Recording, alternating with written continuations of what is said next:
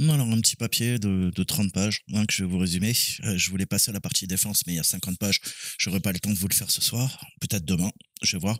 Mais bon, hein, si on doit tous partir en Ukraine, on va revoir les bases, les amis. D'accord. Donc, je vous ai parlé du rythme opérationnel et du command and control. D'accord. On va revoir des bases. Ça vous donnera de bonnes bases si plus tard vous voulez travailler dans l'armée ou faire de la LIO.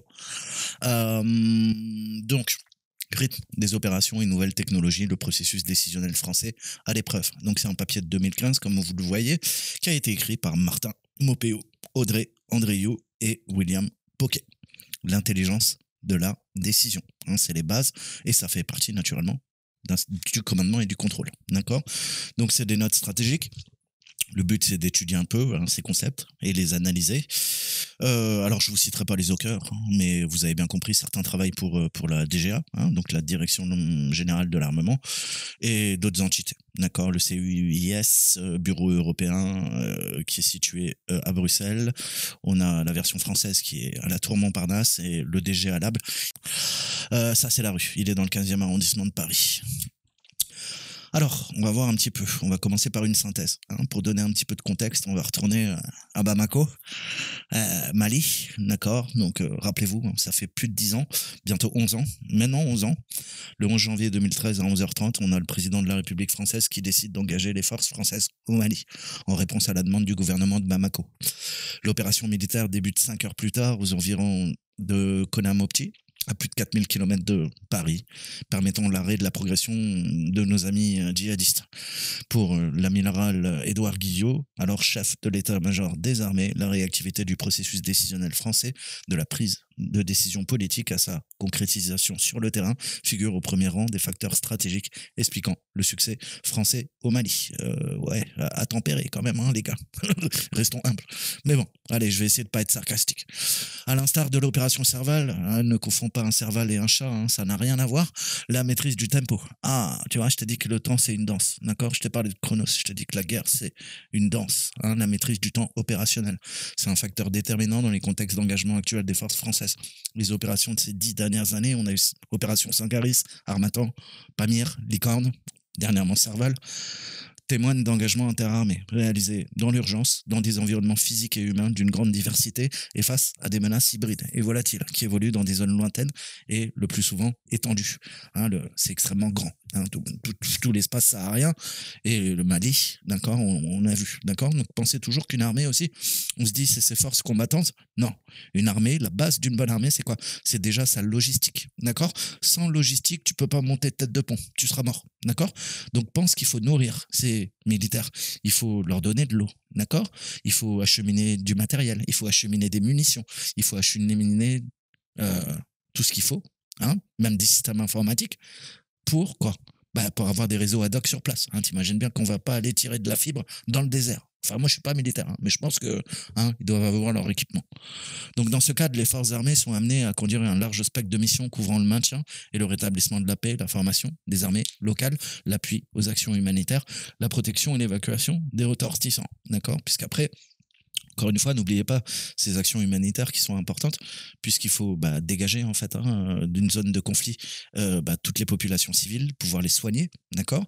Et encore une fois, si vous le faites pas, c'est peut-être votre ennemi qui va dire, regardez, ils font pas d'action humanitaire, c'est des vrais salauds, ils s'occupent pas des civils, ils pensent qu'à la guerre.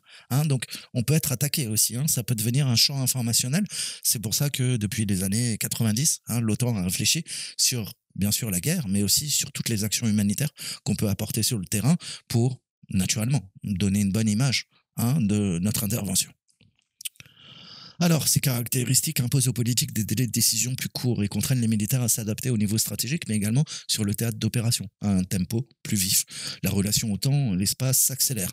Dans la réalité opérationnelle, comprendre et maîtriser le rythme est désormais impératif pour gagner la bataille du tempo. Ah vous voyez, c'est pas Saltimbanque qui a inventé tout ça. Donc, c'est à cet impératif que répondent toutes les démarches de transformation qui sont mises en place au sein des armées modernes pour raccourcir la boucle OODA. D'accord? Je vous avais fait toute une vidéo sur la boucle OODA. Hein, je vous avais parlé de Boyle dans La Chasse. Alors, tirer profit également des apports des technologies de l'information et de la communication. On a le principe de Network Centric Warfare aux États-Unis. Vous avez un très bon bouquin que je vous mettrai si vous voulez comment dire, élargir vos connaissances. Et on a également ce qu'on appelle le NEC. Le NEC, c'est le Network Enable Capability. Donc littéralement, le réseau va apporter une capacité. Donc ça, c'est au sein de l'OTAN. C'est des doctrines différentes. Et en France, on parle plutôt de concept d'opération en réseau. D'accord? Mais c'est la même chose. Et je vous ai déjà parlé du Network Centric Warfare. Je vous avais dit que c'était les doctrines un peu partout, notamment dans le Pentagone. Et puis après, dans les forces spéciales, ou des gens qui font de la lutte informatique offensive. Mais pas que. D'accord? C'est tout un réseau, en fait. C'est les 5 dimensions que je vous ai expliquées avec les 5 D. Deny, degrade, destroy, disrupt, etc., etc. Mais je ne vais pas me répéter. Donc ces évolutions mettent en avant 2 capacités indispensables pour maîtriser une opération. La chaîne de commandement et de contrôle, c'est 2. On l'a vu ça dans la dernière vidéo. Et son but, c'est sa réactivité qui va permettre à la fois la permanence et l'adaptation du cycle décisionnel au rythme opérationnel. Mais ça, je vous en ai parlé. Et le décideur politique, le haut commandement jusqu'au niveau tactique. D'accord? Donc je vous disais dans d'autres vidéos, ce n'est pas un système uniquement pyramidal de commandement, mais on va aller à plat. D'accord? Puisque ça va jusqu'aux plus bas échelons. Je vais développer. Alors, la numérisation également de l'espace de bataille, ce qu'on appelle le NEB, N-E-B, d'accord? Qui va offrir à la fois tous les outils pour maîtriser l'information et raccourcir considérablement le cycle de processus décisionnel, multipliant ainsi la réactivité de la chaîne de commandement.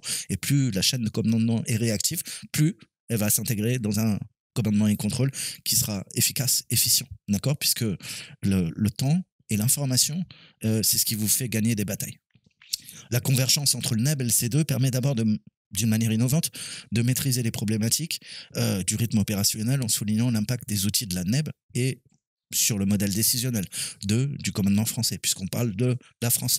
Je vous avais parlé du CPCO, Centre de planification et de conduite des opérations, quand j'avais fait une vidéo sur la DRM et sur le ComCyber. D'accord? Je vous ai parlé un peu de tout ça. Donc, le but, c'est d'avoir un modèle réactif qui va s'adapter au rythme des engagements actuels. D'accord? Et comme les engagements sont changeants, on peut se retrouver sur des guerres asymétriques hybrides avec des guerres entre des États-nations, comme on peut le voir en Ukraine, d'accord? Et avec d'autres composantes hybrides, d'accord? On va faire appel à des proxys pour venir attaquer sur le champ de bataille ou via le cyber. Mais je ne rentrerai pas dans les détails.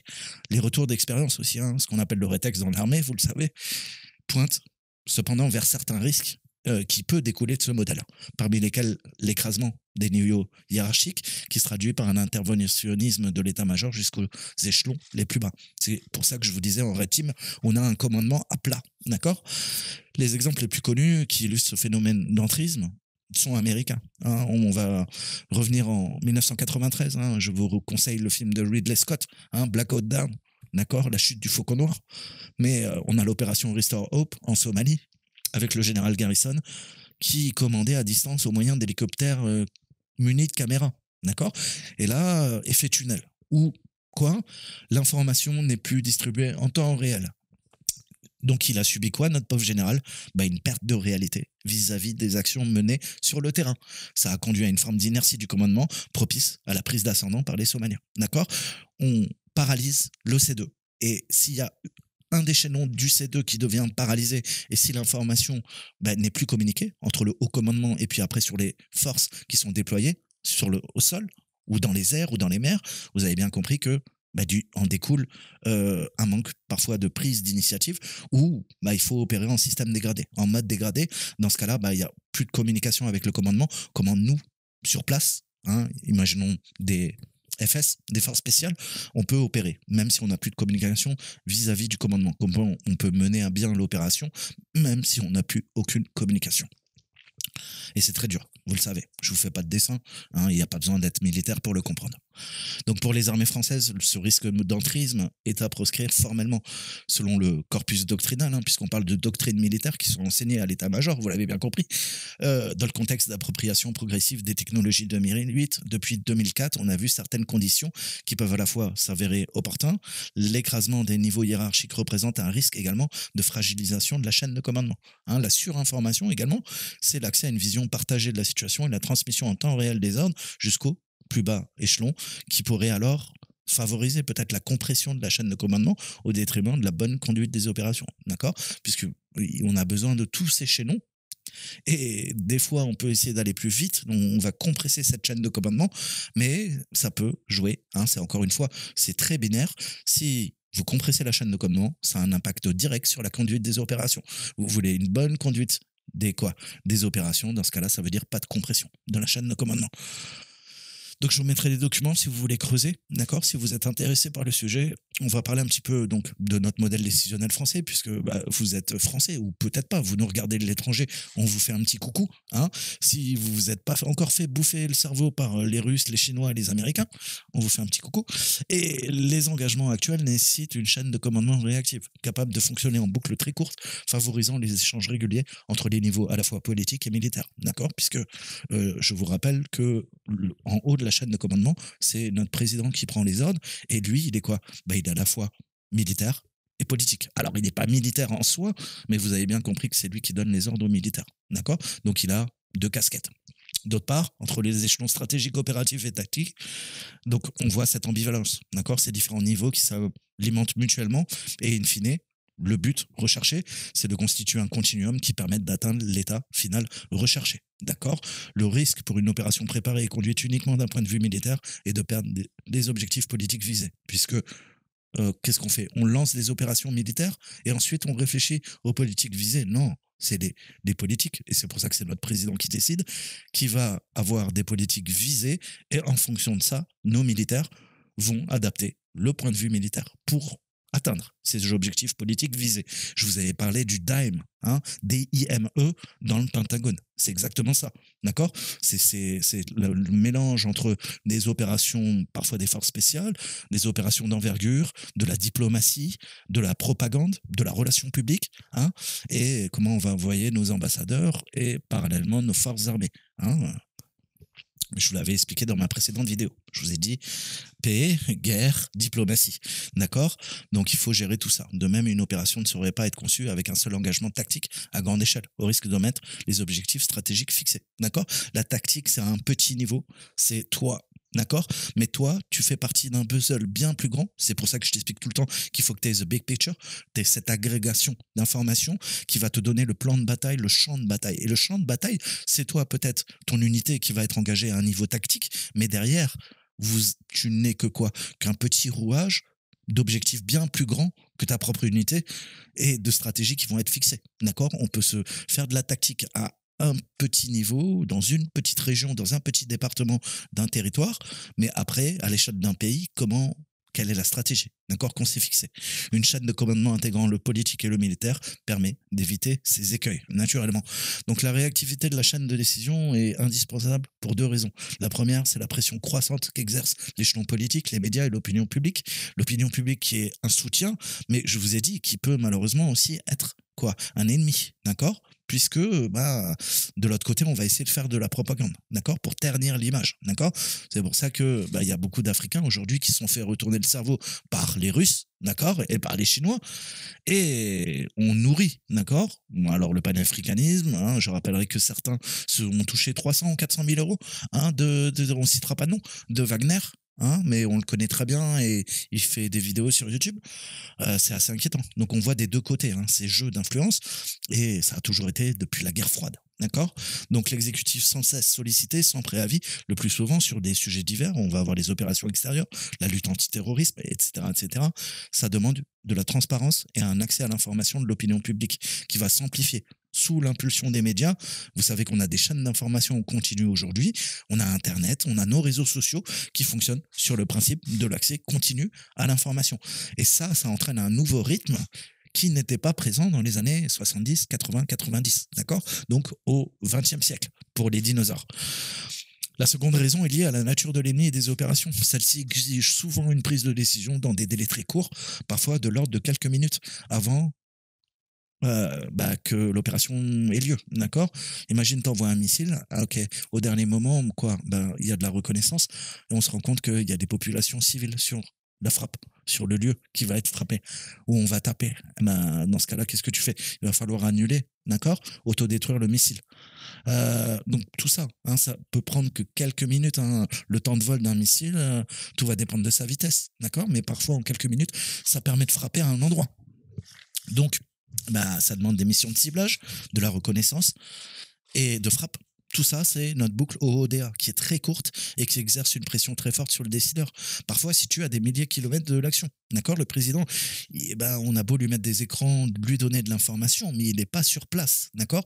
Donc, comment lui donner les bonnes informations et que les conditions soient toutes réunies pour que on fasse pas qu'il n'y ait pas de dérapage, d'accord? Il faut connaître le contexte politique. Est-ce que la cible elle a été bien identifiée? Est-ce qu'elle est dangereuse? Je te rappelle que tu peux envoyer un drone, hein, le drone comment en plus via de l'intelligence artificielle, comment il va faire la différence? Je t'avais donné dans une de mes vidéos comment ton drone, ton intelligence artificielle a fait la différence entre une petite fille à Kaboul, c'est pas une ville de la Seine-et-Marne, et quoi? Et un djihadiste, d'accord? C'est quoi? C'est une petite fille qui a pris les armes? C'est un enfant soldat? Ou c'est juste une petite fille, on lui a offert une Kalachnikov en plastique? Si tu la vois se promener dans la rue avec sa Kalachnikov, est-ce que tu l'engages? C'est quoi les règles d'engagement? Est-ce qu'on a identifié la cible? Est-ce qu'elle est dangereuse? Est-ce que c'est pas juste une petite fille avec une Kalachnikov factice? Tout ça, ça joue. D'accord? Et si jamais c'est des pertes collatérales, vous savez très bien que qu'est-ce que vont faire nos ennemis? Mais ça sera du pain béni via les relations publiques, via la propagande, via le DIME, d'accord? DIME, bah, ils vont ternir l'image de la France, d'accord? De notre armée, etc., etc. Et il y a des conditions juridiques, hein, parce que les règles d'engagement, ça s'applique sur le terrain, mais après, il y a un droit de la guerre, d'accord? Il y a des droits internationaux, tout ça, il y a des conditions juridiques, je vous ai dit, c'est stratifié, hein, on se dit, ah bon, on va faire la guerre. Non, non, non, non, la guerre ne se fait pas comme ça. À tous les échelons, il y a des conditions juridiques qu'il faut respecter, ou pas, parce que vous savez que la guerre, c'est sale, d'accord? Ça, c'est dans le meilleur des cas. Après, malheureusement, vous savez que certaines conventions ne sont pas respectées, mais ça, c'est un autre problème. Donc, on va revenir sur notre modèle en boucle courte, hein. Il nous faut à la fois des structures politiques, c'est-à-dire un modèle décisionnel français avec un rôle primordial, celui du président de la République, qui est chef des armées, je rappelle, et qui est donc garant de l'indépendance nationale, de l'intégrité du territoire et du respect des traités. À cet effet, il décide de l'emploi des forces et détient la responsabilité et le pouvoir d'engager les forces nucléaires, d'accord, le cas échéant, soit à une échelle tactique, soit à une échelle stratégique. Bien que dans nos doctrines, l'emploi de l'arme tactique, je crois que ça se fait pas. C'est plus chez les Russes, d'accord? Mais je suis pas expert, hein, vous irez voir. Donc la décision d'engager les forces armées dans une opération révèle de sa seule responsabilité. Le gouvernement étant seulement consulté, tandis que le Parlement est informé naturellement au plus tard, dans les 3 jours, suivant une décision. D'accord? Il y a une certaine forme de décalage. Il y a eu une réforme constitutionnelle, celle de 2008, et la prolongation d'une opération est soumise cette fois-ci à un vote. Donc l'influence de la représentation nationale reste malgré tout a posteriori. Le vote intervient 3 mois après le début de l'opération. Il est donc limité, d'autant plus que les questions de défense font traditionnellement l'objet d'un consensus en France, d'accord? De liberté aussi, hein, de l'exécutif vis-à-vis du législatif dans la décision d'engager les forces en opération qui est partagée par peu d'autres pays occidentaux, d'accord? C'est une spécificité française au président de la République d'engager rapidement des forces là où la plupart des autres dirigeants doivent attendre l'accord de leur parlement. Et ça fait une grosse différence. C'est ce qui nous permet de nous projeter un peu partout sur le monde, hein? Et on est un petit pays si on regarde géographiquement, mais vous savez que notre armée a cette capacité et il y a peu de pays qui peuvent se vanter de l'avoir, d'accord? Plus notre dissuasion nucléaire. Donc les organes de ces décisions civiles et militaires français ont été modelés et adaptés en fonction de la primauté du président, puisque c'est le dernier échelon. Ils lui permettent de prendre les décisions qui lui incombent en toute connaissance de cause. Mais là, il faut de l'information fiable, d'accord? Voilà. Note blanche, note jaune, qui sont envoyées au président, voire en temps réel, d'accord? Donc ça demande des serveurs de command and control. Ça demande quoi? Je vous avais dit, hein, on a 3 composantes. Donc c'est ainsi que les principales décisions en matière de sécurité sont prises, hein, via le Conseil de défense et de sécurité nationale qu'on appelle le CSDN, qui a remplacé le Conseil de défense. Outre le président de la République, qu'il préside dans sa formation plénière. Ces organes rassemblent le Premier ministre, le ministre de la Défense, le ministre des Affaires étrangères et européennes, le ministre de l'Intérieur, le ministère de l'économie et le ministre du budget. D'accord? Je vous ai parlé, je vous avais montré une vidéo du secrétaire général de la Défense de la Sécurité nationale, GDSN. D'accord? Je vous avais montré sa composition et je vous avais parlé du secret. D'accord? Ça peut fluctuer en fonction des thèmes à aborder. Donc, on a le CSDN qui peut également se réunir en conseil restreint ou en formation spécialisée. D'accord? On l'a vu pendant le Covid. C'est notamment lors des conseils restreints que les options d'ordre opérationnel, donc la conduite des opérations extérieures, ce qu'on appelle les OPEX dans l'armée, sont abordées. Les chefs d'état-major des armées et les chefs d'état-major y participent. La fréquence de réunion du conseil dans ces dernières formes est dictée par le besoin et le besoin opérationnel. Donc les décisions stratégiques adoptées au CDSN sont ensuite mises en œuvre par le chef d'état-major des armées, qu'on appelle le CEMA, d'accord, CEMA, qui est responsable de l'emploi des forces du commandement des opérations militaires. Son rôle est donc d'assurer la transposition opérationnelle des objectifs politico-militaires à cette fin. Notamment au sein de son état-major, on a le CPCO, le Centre de planification des conduites d'opération, et l'état-major interarmé de forces d'entraînement, qu'on appelle MEAFE. Alors, EMIAFE, d'accord? Ou fait, je sais pas comment ils prononcent les militaires, d'accord? On a naturellement la DRM, la direction du renseignement militaire, et le commandement des opérations spéciales, COS, d'accord? Je vous avais dit qu'il était très jeune, je vous avais cité Pierre Jox, 1992, je crois, de mémoire, j'ai pas envie de dire de conneries, mais j'ai dit des bêtises, parce que je vous ai dit que les unités étaient très compétentes, mais je vous ai pas dit que, certes, le COS est jeune, par contre, les unités qui sont rattachées en ça sont très anciennes, on peut, quoi, 13e dragon, je crois que c'est encore Napoléon, je suis pas sûr, avant Napoléon, peut-être, combien? 1776? 1667, 1767, tire à voir sur Wikipédia. Donc tu vois, c'est là l'unité elle a plusieurs siècles, d'accord? Plusieurs, de toute façon le COS c'est plusieurs unités. Je reviendrai pas là-dessus, d'accord? Je vous en avais déjà parlé en plus, je crois. Donc les structures militaires, on a eu la guerre du Golfe, on a besoin de rétexte, de retour d'expérience pour comprendre quand il y a une opération expéditionnaire de grande ampleur, quelles sont les lacunes, d'accord? Le but d'un bon rétexte, c'est apporter les lumières sur les lacunes dans plusieurs domaines, ça peut être le renseignement, les opérations spéciales ou la conduite des opérations, d'accord? Ce théâtre a servi de laboratoire pour les armées occidentales qui, conscientes de leurs lacunes, se sont engagés à divers degrés un vaste réforme de leur outil militaire afin de s'adapter au contexte géostratégique marqué par la fin de la guerre froide. Et là, à nouveau, on se retrouve avec le conflit ukrainien, à devoir à nouveau changer, nous adapter, puisque le contexte géostratégique de fin de guerre froide est en train d'être transformé. C'est peut-être une guerre de plus en plus chaude. Donc en France, ça s'est traduit par la création du COS en 92. Bon, je raconte pas que des conneries, ça me rassure. Et de la DRM, d'accord? Tous deux dépendants directement du CEMA. D'accord? La mise en place de la DRM répondait aux besoins pour la France de garantir son autonomie d'analyse et de décision. Et pour ce faire, tu as bien compris, il nous faut des satellites, il nous faut des moyens de communication, d'interception, des capteurs, des senseurs. Mais c'est pas mon métier. Je rentrerai pas dans les détails. Donc la création du COS associée à des capacités de projection et une frappe à distance correspondrait à la nécessité naturellement de pouvoir répondre très rapidement à des crises et avoir cette force de projection. En matière de conduite des opérations, la principale évolution, c'est l'instauration justement du CPCO en 2004 qui va succéder au COIA qui était le centre opérationnel interarmé, d'accord, qui lui aussi a été créé en 92, d'accord. Donc également, placé sous l'autorité du CEMA, on a cet organe interarmé qui regroupe en son sein des capacités d'anticipation, d'accord? Donc c'est de la veille stratégique, c'est de la systémique, d'accord?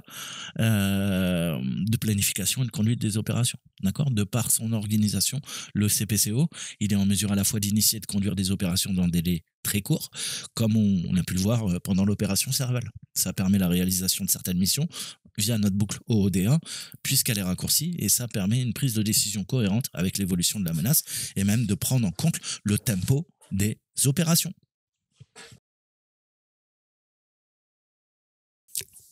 Alors, il faut comprendre que cette organisation fait du CEMA l'interlocuteur unique au sein des armées, d'accord, auprès naturellement du président de la République, ce qui lui permet de disposer d'informations nécessaires pour conseiller le gouvernement, et ça s'avère particulièrement adapté au modèle décisionnel français.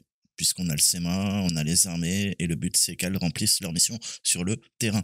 Avant la création du COIA, puis du CPCO, hein, on avait des structures ad hoc pour assurer la conduite des opérations. Ça a disposé de structures et de moyens permanents, hein, réactifs et modulables pour faire le nécessaire, qui vont permettre la souplesse nécessaire en fonction des crises et des menaces, des cadres d'engagement et surtout du volume des forces engagées.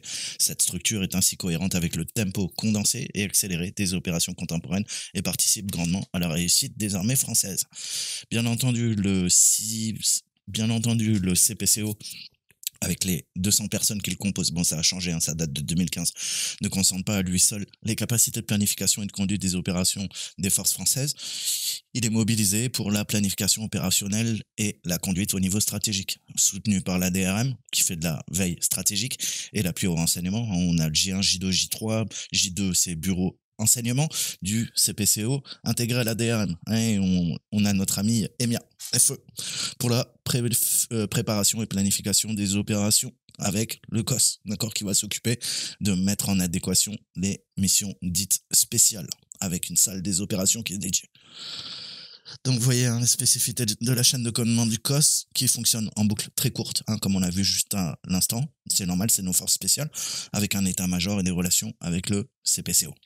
Alors par ailleurs, hein, lorsque l'opération sont de grande ampleur ou s'inscrivent dans la durée, le CPCO doit être complété par des structures de commandement dites de théâtre ou de commandement de composantes qui servent de relais au niveau opératif. Hein. Tout ça, c'est le jargon associé militaire.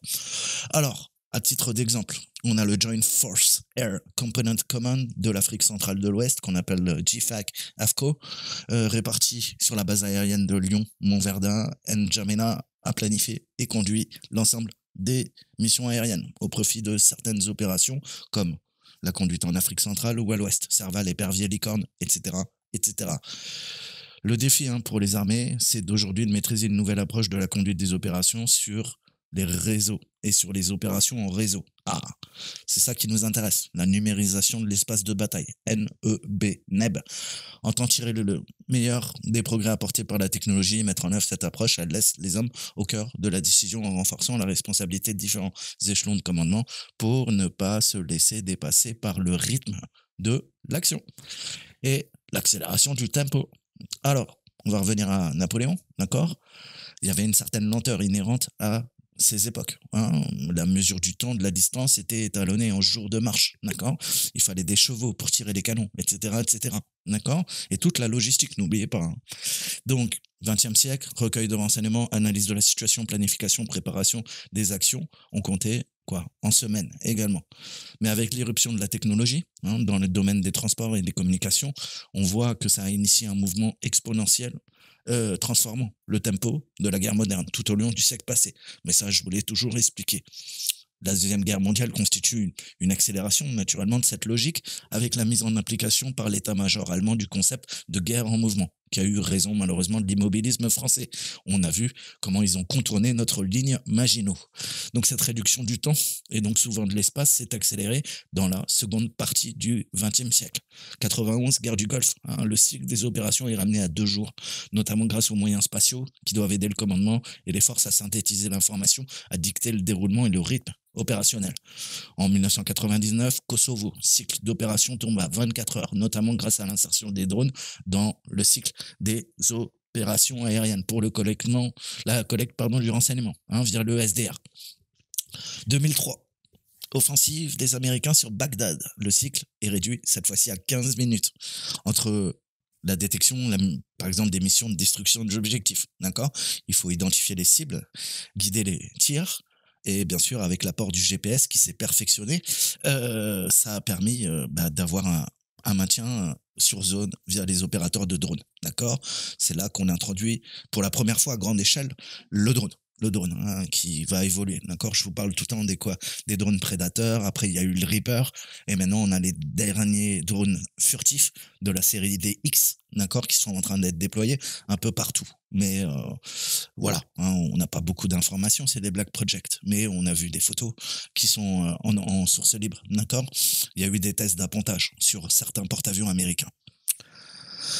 Bref, ainsi Les apports progressifs de la technologie compressent de plus en plus le cycle des opérations à tous les échelons du commandement. Avec le NEB, l'accélération de l'espace-temps se réalise et se matérialise au plus près du combattant, sur le terrain et non plus à un seul niveau stratégique. C'est pour ça que je te disais, principe de fusion, fusion des capteurs, fusion des senseurs et chaîne de commandement aussi qui est raccourcie et comment dire euh, des deux bouts de la chaîne, c'est-à-dire tout en haut, hein, du système de pyramidal de commandement, on peut donner des ordres plus bas, hein, et au plus bas, sur le terrain, les hommes qui sont déployés ont maintenant accès à un ensemble d'informations.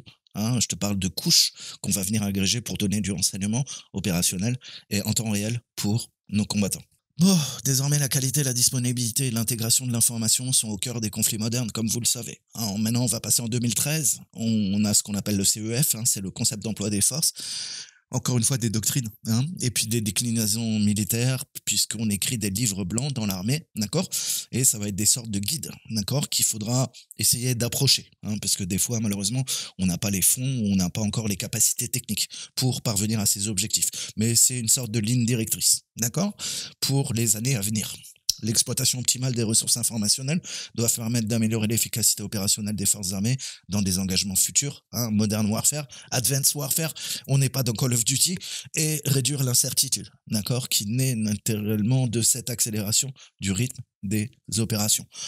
Alors, je vous le disais, on a ce principe d'opération en réseau. Hein, c'est un concept exploratoire. Donc en France, hein, le concept exploratoire d'opération en réseau établi sous la responsabilité du Centre interarmé des concepts doctrine et expérimentation, CICDE, ça correspond, je vous le disais, il nous fallait une équivalence du NCW, Network Centric Warfare, hein, alors qui est britannique, et puis ensuite qui est passé un échelon dessus au niveau otanien, d'accord. Et là, on parle de NEC, Network Enabled Capabilities. Alors, le but, c'est l'importance de la maîtrise de l'information.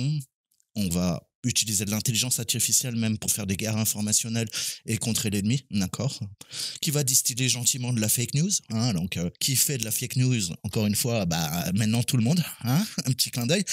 Et dans cette perspective, la maîtrise et la gestion de l'information vise à donner une vision commune entre tous les acteurs du théâtre. On parle du théâtre d'opération, hein, c'est pas dans ton théâtre, qu'il soit au niveau stratégique, coopératif ou tactique. In fine, gain opérationnel décisif pour la victoire.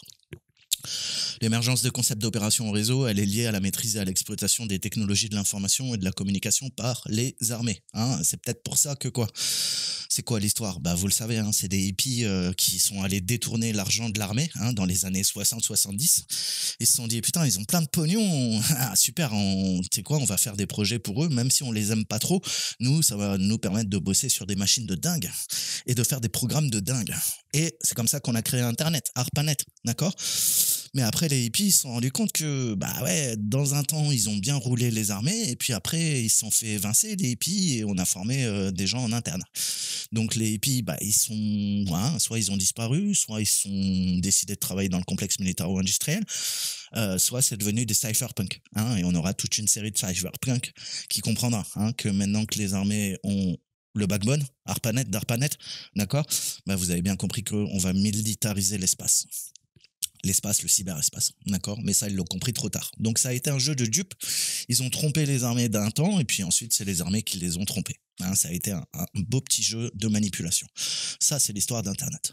Donc, il décrit en effet les plus-values qu'apportent les outils numériques aux opérations militaires. Ajuster le rythme, la distance, augmenter la coopération, améliorer la pertinence, réduire les frictions et l'opacité. Hein, je vous ai expliqué ce qu'était une friction dans la précédente vidéo. D'accord? C'est grosso modo tous les bâtons dans les roues. Et il peut y en avoir plusieurs, des bâtons et des roues. Donc la planification jusqu'à l'exécution des opérations, ça révolutionne les outils militaires et accélère la collection, le traitement, la transmission des ordres, d'accord. SDR, géolocalisation, GPS, système de simulation, d'accord, guerre électronique, prise à la décision, hein, on l'a vu malheureusement avec Lavender, et pas que, hein, à Gaza, l'intelligence artificielle comment dire, de Tsahal, les outils de visualisation 3D, d'accord, l'infovalorisation via de l'open source ou autre, la cartographie numérique ou encore des modélisations d'environnement géophysique. Donc l'ANEB, vecteur des opérations en réseau. Le but, c'est l'espace de bataille, encore une fois, hein, le cyberespace devient un espace de bataille, ça fusionne avec le monde réel, Et l'impératif, c'est un besoin accru d'information. Hein, ça, c'est rendu possible grâce aux nouvelles technologies de l'information et de la communication, la mise en réseau de l'ensemble des composantes d'une force engagée. Donc la NEB, ça offre une perspective d'interconnexion de l'ensemble des acteurs. Bon, ça, je vous l'avais déjà expliqué. Non seulement au niveau tactique entre les différents systèmes d'armes, mais aussi en reliant ceux-ci au centre de commandement et de contrôle des opérations, C2. Les moyens de communication offerts par la NEB accroissent à la fois la chaîne de commandement, sa réactivité, et ça permet dès lors d'imposer son rythme à l'adversaire. Validé par les RETEX, les retours d'expérience tirés du déploiement en Côte d'Ivoire, plus récemment en Afghanistan, on voit les gains tactiques apportés par la NEB et ils sont nombreux. Délais de circulation, traitement et partage de l'information qui sont raccourcis, travail coopératif facilité, vision partagée de la situation tactique et suivi automatisé de la position des unités amies, voire ennemies. Gain de temps dans l'élaboration et la diffusion des ordres. Dans un cadre interarmé, la NEB permet également une meilleure coordination des moyens de toutes les forces et différentes forces, parfois interarmées, entre les forces terrestres et par exemple un soutien aérien type CAS, d'accord, d'attaque au sol. Donc la NEB apporte des outils permettant de répondre à ces défis. Elle s'impose comme un multiplicateur de force considérable. Alors ça, multiplicateur de force, c'est un concept. C'est-à-dire que même au niveau d'un C2, mais je crois que je vous l'avais déjà expliqué, la puissance du C2, c'est grâce à la multiplication des forces, de toutes les forces en présence. Donc, imagine un C2 avec toutes ses infrastructures, avec les gens qui y travaillent, avec la partie hardware, la partie software, logiciel, d'accord? Tout ça, chaque strate ajoute une force, d'accord? Donc, c'est pas la somme du C2 qui fait sa force, mais c'est la somme de toutes ces petites pièces qui va rendre de façon exponentielle et démultiplier ses forces. C'est-à-dire, je m'explique, si tu prends tous ces petits points et encore une fois, tu as une vision unique, eh ben, tu vas te dire, ok, j'agrège ça peut s'additionner, mais en fait, non, la puissance d'un C2, si on prend un C2, c'est sa multiplication, d'accord? Parce que chaque chaîne va ajouter de façon exponentielle la puissance, puisque ça se fait pas de façon empirique, d'accord? Et on n'additionne pas, en fait, on multiplie. C'est pour ça qu'on parle de multiplicateur de force. Donc ces retours d'expérience, c'est aussi les limites parfois de l'usage des outils, d'accord? Il faut améliorer tout ça, c'est pour ça qu'on est passé via DLPM, loi de programmation militaire, on a vu 2014-2019, et ensuite on a eu la suite, d'accord? Qui valide l'orientation de la numérisation croissante des armées et la capacité de commandement. Le but, c'est d'atteindre un objectif, un avantage stratégique tactique sur l'adversaire, supériorité informationnelle, puisque pour permettre la circulation de l'information brute ou traiter des capteurs de renseignement, il faut des centres de traitement et des grands centres de commandement. Donc à l'horizon 2020, l'ensemble des forces terrestres devrait être ainsi numérisé. Fusion des capteurs, je t'avais expliqué. Il va falloir conduire une adaptation du personnel, des savoir-faire et des infrastructures physiques. Puisque les systèmes d'information et de communication sont nécessaires à la NEB. Ultime condition à la matérialisation et à la pleine maîtrise de cette chaîne numérique, les processus et les méthodes de commandement doivent évoluer pour adapter à la fois le processus décisionnel aux enjeux de cette numérisation. Alors, la numérisation du théâtre d'opération. Le contexte des opérations en réseau conduisent les armées à s'adapter à des nouveaux outils impactant leur mode de fonctionnement. Ça induit également des transformations des méthodes de commandement. La NEB et les gains tactiques qu'elle entraîne ont un effet principal, c'est éclairer le chef sur ses prises de décision. On en revient à ce que je vous disais en préambule, et lui offrir des opportunités sur le terrain. Là, c'est une vision bien plus précise de la situation, d'accord, à tous les niveaux, stratégique, tactique, opératif, boucle ODA, tout ça raccourci.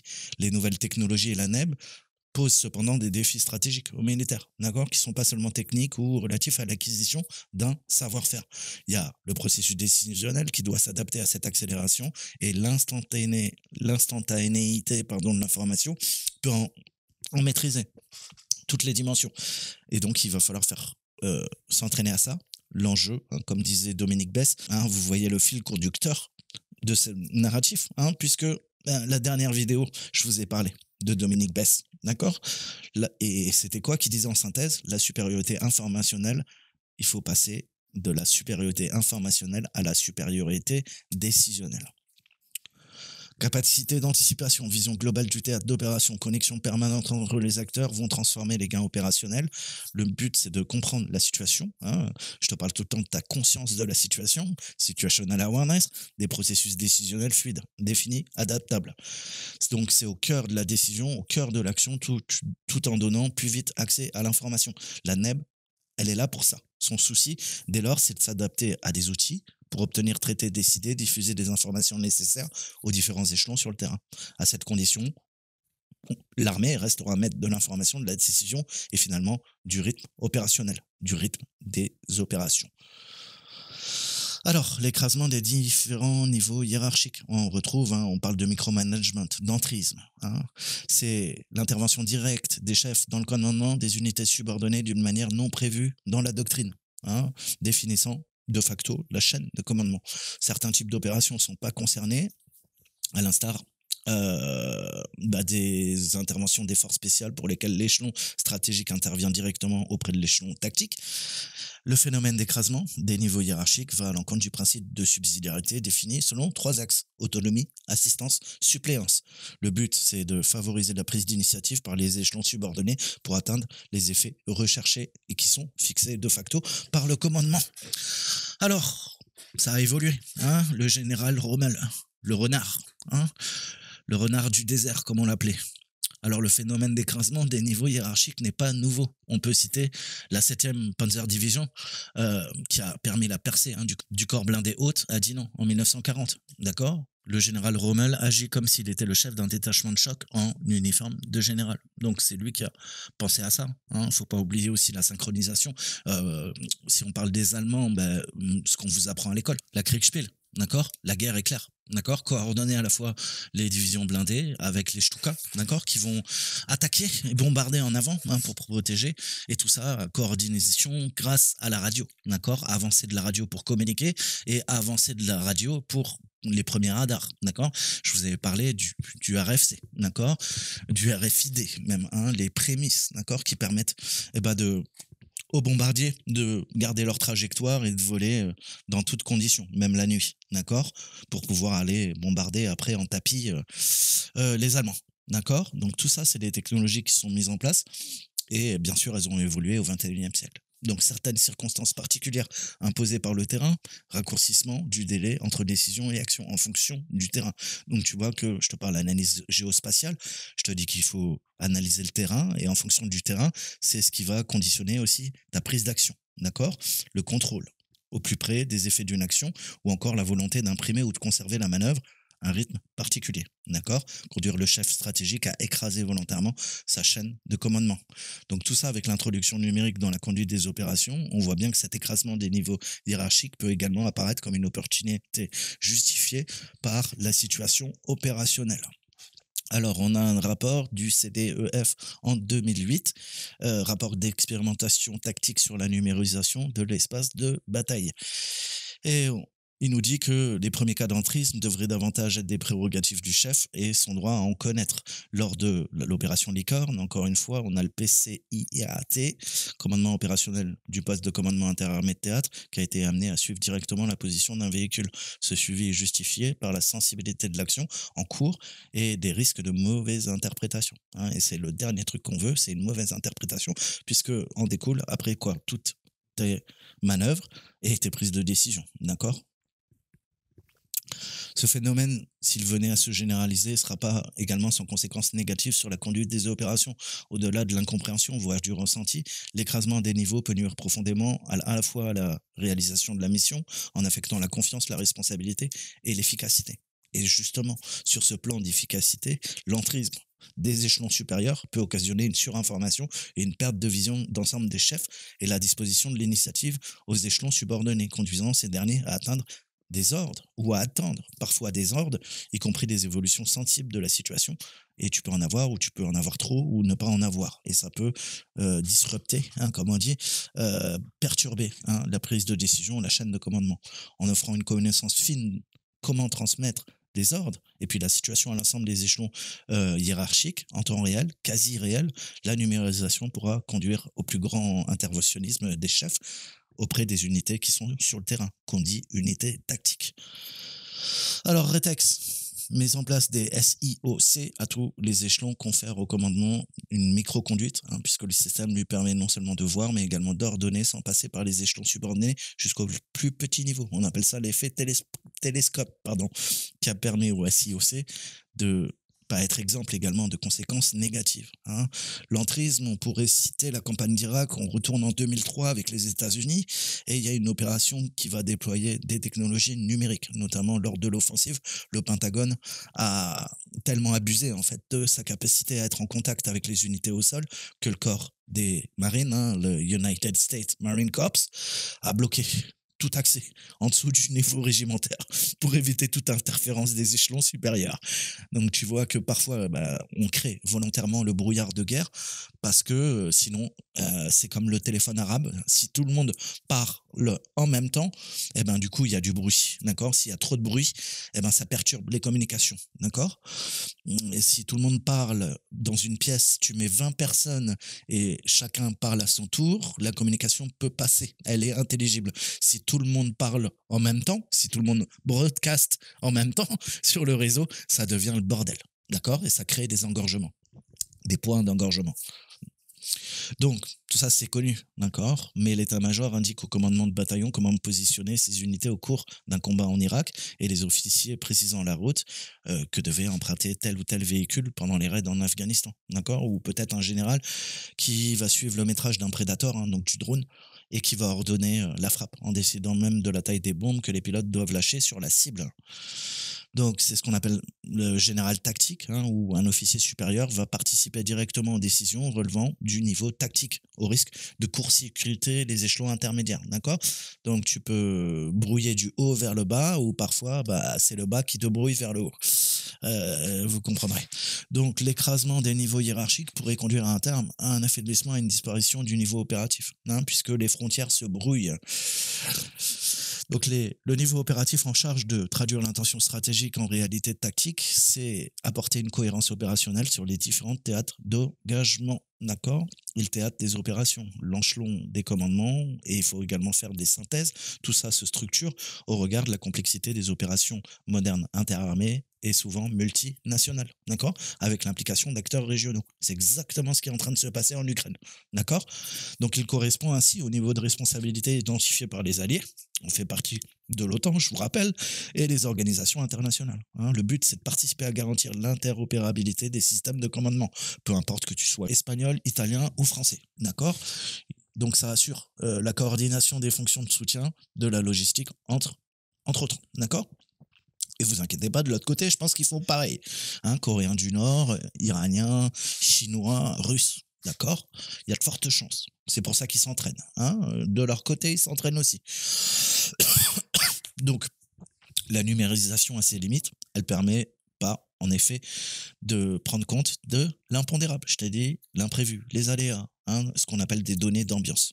C'est des éléments qui révèlent à la fois de l'appréciation des niveaux tactiques et opératifs et ne sont pas transmis par les flux vidéo de tes drones Predator. D'accord? Si on doit reprendre l'exemple cité précédemment. Donc c'est d'autant plus fondamentaux, hein, puisqu'on a brouillard de guerre et puis il y a des angles morts. D'accord? Et bah voilà. Hein, des fois, sous couvert, bah, il y a de l'information qui va te manquer parce qu'elle n'est pas visible, elle n'est pas compréhensible, elle n'est pas intelligible. Et du coup, bah, ça va pallier, enfin, il faudra pallier à tout ça. Sinon, bah, ça peut introduire des biais, d'accord? Au niveau des décisions.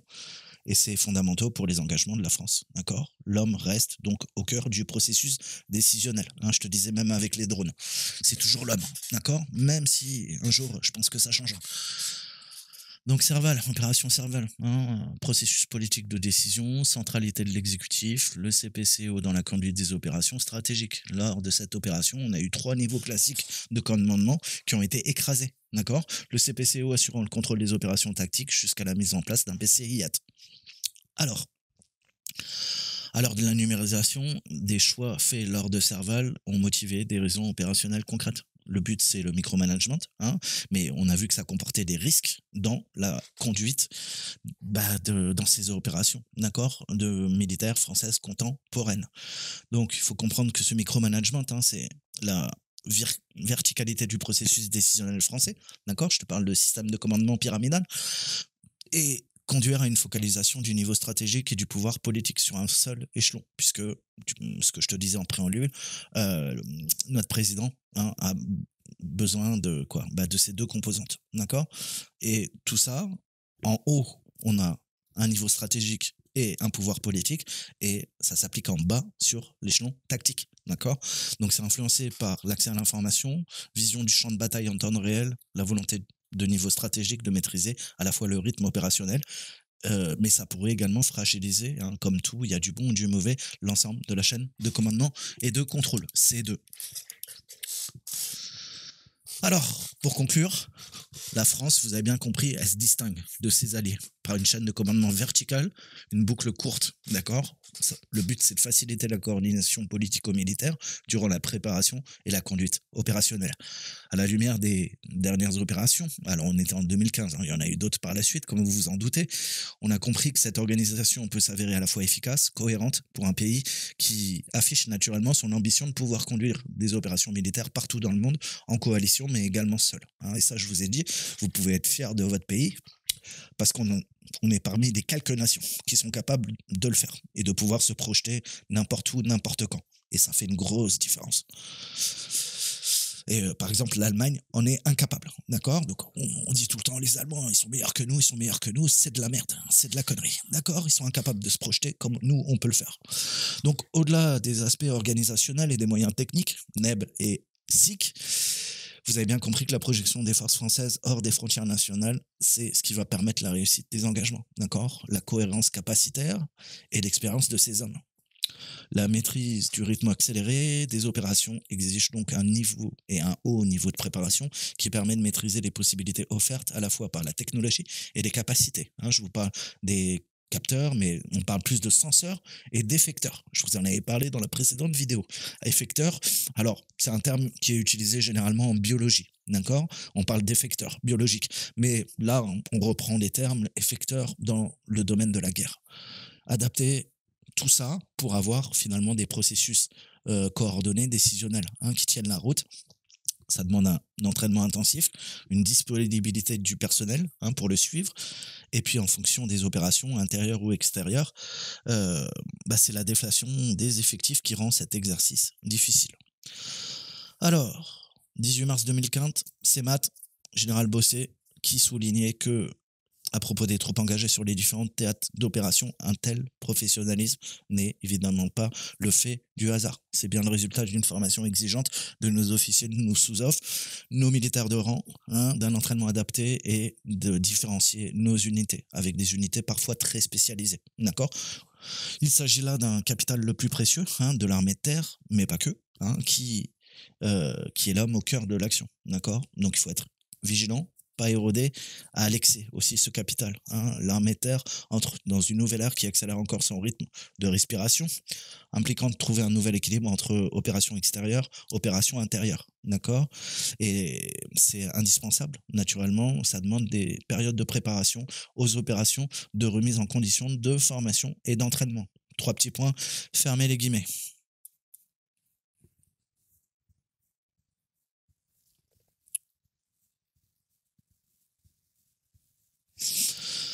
Donc je m'arrêterai là, hein. Je vous mettrai plein de ressources si vous voulez creuser, d'accord? Tout est en open source, hein, je vous rassure les amis, il y a rien de confidentiel. Donc des publications, hein, intéressantes et des sujets, si vous vous intéressez au monde de la défense, l'internet des objets, les IoT naturellement, hein, l'enjeu stratégique du big data pour la défense, l'emploi du cloud dans les armées, l'impression 3D, hein, la technologie de rupture au service des armées. Et on voit ces impressions 3D maintenant qui sont capables, hein, d'œuvrer dans le monde de l'aérospatial. C'est très intéressant. Il y a certains chasseurs qui vont être développés grâce à de l'impression 3D, hein. Je pense notamment aux Anglais, je crois qu'ils font ça. Ou peut-être Saab, je sais plus. J'ai pas envie de vous dire de bêtises. Rattrapage technologique et technologie de l'information, ouais, des fois il faut récupérer, hein, ce qu'on a perdu parce qu'on a un peu trop traîné comparé à d'autres. On citera pas de pays. Et puis l'impact de la numérisation sur l'exercice du commandement, les objets connectés, hein, en termes de défense aussi, hein, parce que c'est des portes dérobées, comme vous le savez. Numérisation de l'outil de défense, les rythmes des opérations grâce aux nouvelles technologies. Et puis, encore une fois, les conditions d'utilisation des logiciels de l'OTAN par les nations alliées. D'accord? Les systèmes d'information, les missions des armées et ce qu'on appelle le CIA, un système d'information des armées. Donc tout ça, il faut les protéger, il faut les améliorer, il faut les maintenir, d'accord? Et empêcher qu'on installe des portes dérobées par une partie attaquante, hein, adverse. Voilà, je m'arrêterai là. C'était un papier du CEIS. On remercie les auteurs. J'espère que vous avez appris des trucs. Moi, je vous dis à très bientôt. Ciao, ciao.